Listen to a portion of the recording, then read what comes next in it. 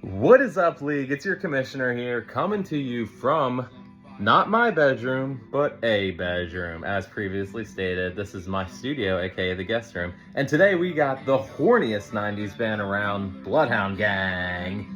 Burn, motherfucker.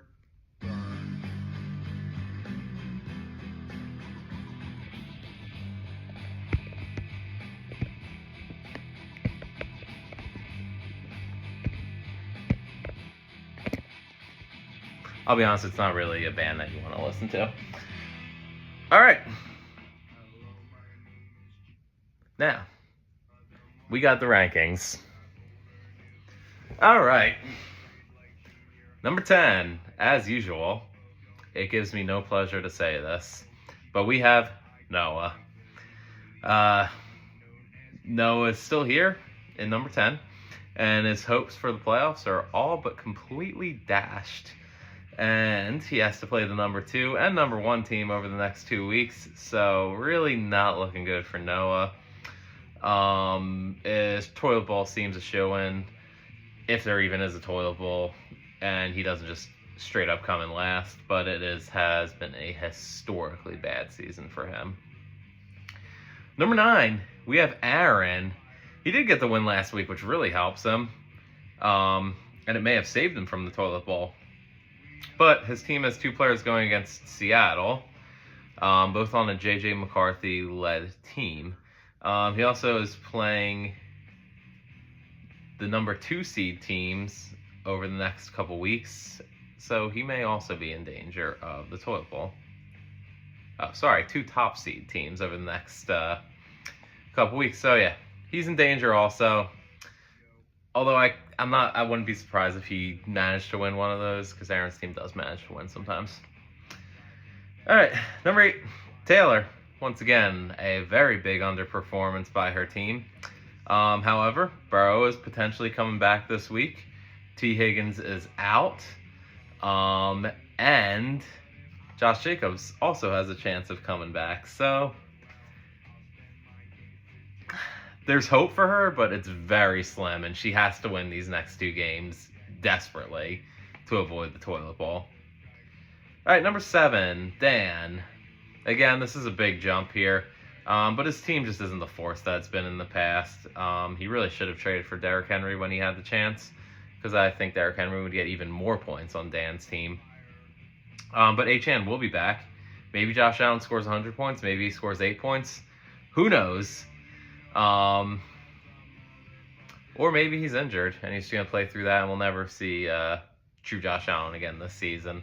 But it's kind of looking like Josh Allen's kind of the Jameis Winston of quarterbacks this year.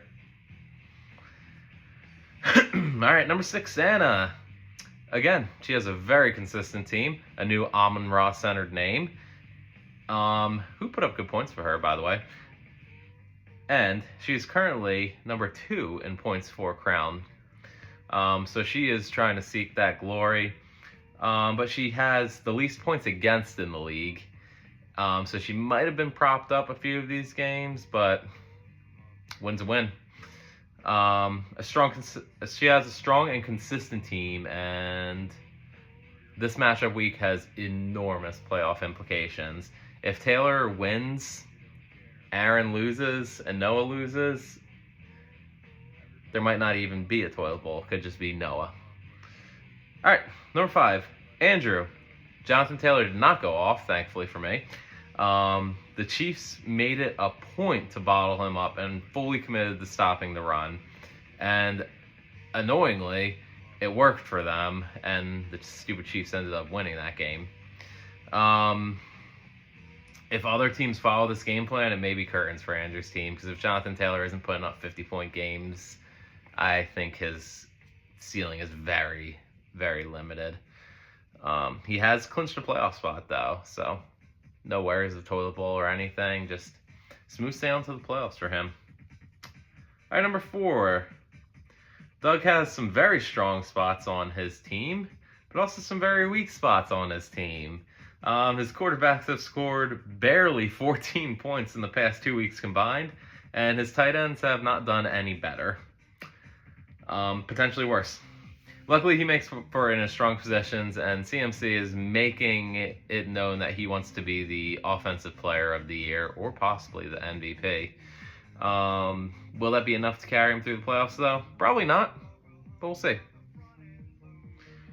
Jesse, he has done it. Jesse has cracked the top 3 and is a prime example of why you should never give up on your fantasy season unless you're Noah. Against all odds, he went on a 5-game win streak and could keep it up to win out the season. I don't see that as an entirely unlikely scenario. I think he might get it.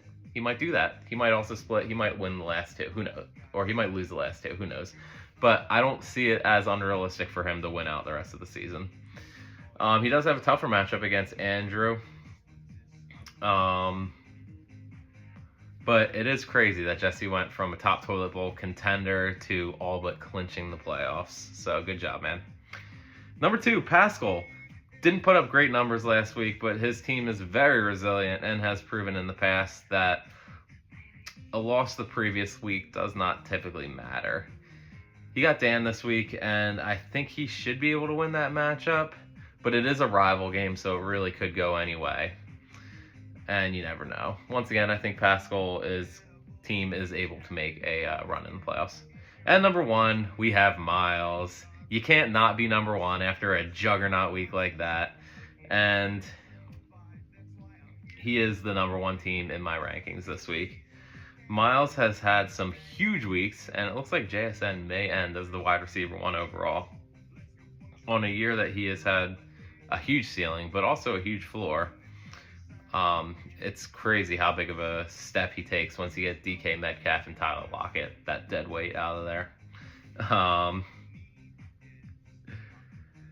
Miles is also currently number 1 in the points for glory crown, and I wouldn't be surprised if he kept that title over the next 2 weeks and won the reward with monetary value that I have promised.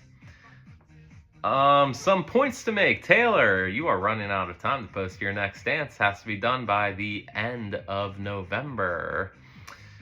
And also the trade deadline is tomorrow. So if you want to make any trades, I'm open to them. I'm sure Jesse's open. Maybe some of the bad teams need to be open because you guys need to do something. So I urge you to make a trade and potentially save your team. That is all.